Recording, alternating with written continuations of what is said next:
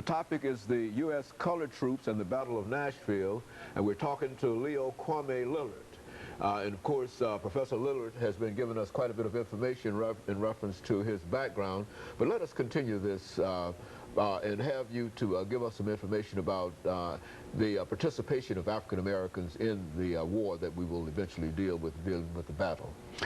I'd be glad to, Dr. Haney. I think as a child growing up in Nashville, I lived in South Nashville, and we had to walk to Cameron Junior High School, which is another part of South Nashville. And we walked right past this huge old haunted-looking hill every day for 3 years. Had no idea that it was called Fort Negley. All we know was a place that our parents said, "Don't you go up there, boy. It's haunted. It's an Indian fort." Unbeknownst to all of us, and probably my parents too, that fort was, and still is, the largest stone fort ever built in the Civil War. Now, there's a long way from junior high school to now. And it took many years, even back in Nashville, before we realized the significance of that Fort Negley. Because it was a fort that reminded the Nashville gentry of defeat in the Civil War. But that fort was a sense of pride for black folks because we built it. We built it with our own hands. In fact, they forced black men who were bricklayers and stonemasons to build that fort. Nashville itself was a key city during the Civil War because it had all these railroads, and it was a border state. It was the last state to succeed during the Civil War. But it also allowed this city to become the launching area to supply the entire war effort that Lincoln needed to have to defeat the Confederate armies operating in Alabama and Georgia and Mississippi. So Nashville was occupied. It was only one of two cities occupied, Nashville and New Orleans. Only two cities occupied during the entire war, and became staging areas to defeat the Confederate Army. So this was a critical city for the Civil War. But more importantly, it also became a place to recruit black soldiers because all the slaves that wanted to join the Union Army had to come out of those southern states to get to Nashville to be recruited. And Tennessee had the second largest number of black recruits behind Virginia in the entire war, and also had the largest number of battles other than Virginia.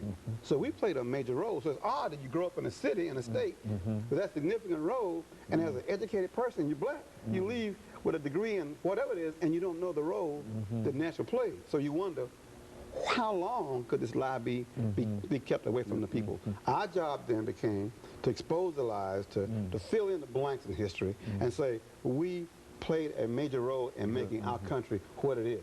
We didn't just do what's in the movie Gone with the Wind. And it's odd, Dr. Haney, that this stamp, the stamp this year is Hattie McDaniel, the black stamp, and she played Mammy in Gone with the Wind. All right? And it's odd that you would have that stamp come out the exact year we put a statue up that totally contradicts the stamp. I mean, the men who that statue is made for wasn't singing old Massa and singing, you know, we should overcome. They were fighting for the right of their freedom and the rights of a nation. And it's amazing it's taken that long to do that. So we're kind of proud of the fact that we can fill in those blanks and say we have a right to claim that this country belongs to us because we defended it with our blood. In the cemetery on Gallatin Road, there are 1,900 black men buried there from the Civil War who fought in the Battle of the Tennessee, and particularly the horrendous Battle of Nashville. Well, could you repeat that number there? Because I mean that's about 1,940 black men that are buried there already in the buried there in a section called United States Colored Troops. It is in the back of the cemetery next to Kmart on Gallatin Road. When you go under the train track, you turn left, and there you will find up on a hill 1,900 graves with the inscription USCT on the headstone.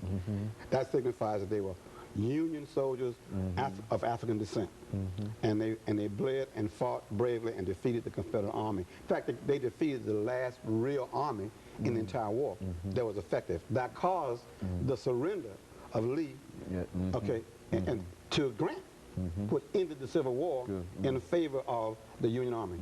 That's the importance of Nashville, that's the importance of Tennessee, and particularly that's the importance of the black men who wore the blue uniform. And they were, of course, probably ill-trained, the worst equipment, sacrificed on suicide missions, but they still went. And our children don't know that. And to see the folks who run around with Confederate flags say this wasn't a war about slavery. If it wasn't a war about slavery, what was it about? What was it about? And we're just so proud that the Civil War stories that are coming out now, trying to fill in that gap and not make Gone with the Wind the only interpretation of that era in our country. And most of us as children, including myself and you too, until you were 20, 30 years old, you assumed that Gone with the Wind was correct.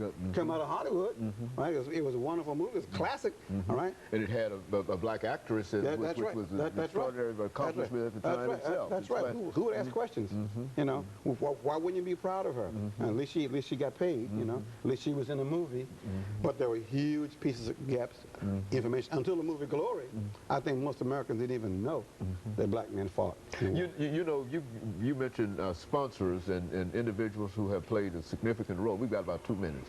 Why don't you say something about those individuals who played a crucial role in helping you to resurrect this whole idea and build this great statue that you put in the Well, I think without the Tennessee Historical Commission, the historical commission that is a publicly funded operation, tax supported. Mr. Norman Hill, who was the first black elected chairman of the Tennessee Historical Commission, gave us the final money we needed to pay the foundry to cast the statue. But there are lots of people on this board here. You can see Mr. Barry Stokes from One Point Solutions. He gave $5,000. Okay, Mr. Stephen Turner, charitable foundation, $5,000. Al Berry, the former black chairman of the NES, very important person. Bell South, Dr. T.B. Boyd, $2,500. So these people here, Dana Foundation, Vernon Winfrey, Mr. Winfrey gave $1,000. We called him up and said, Vernon, we need to help us put this statue up there. He said, no problem, here's $1,000. So people, then we have lots of small donations. Some people gave as much as $2. Students at TSU gave $1. But it took all those students and all the people to put that $48,000 little nest egg together to get the statue. And so the statue costs $48,000 is the total price. That's right. But that's just the beginning. We have promises to our major benefactors and major donors. We've got to honor those commitments by giving them some piece of artwork to say thanks for what you did. We committed to that. We have to maintain the statue. Very good. Most importantly, we've got to advertise it. Very good. And of course, what we'll do when we come back during this final segment, we'll talk about the Battle of Nashville and give you an opportunity to say some additional words in reference to some of the support that you need. Okay. And of course, we'll be back with our audience following this short commercial break.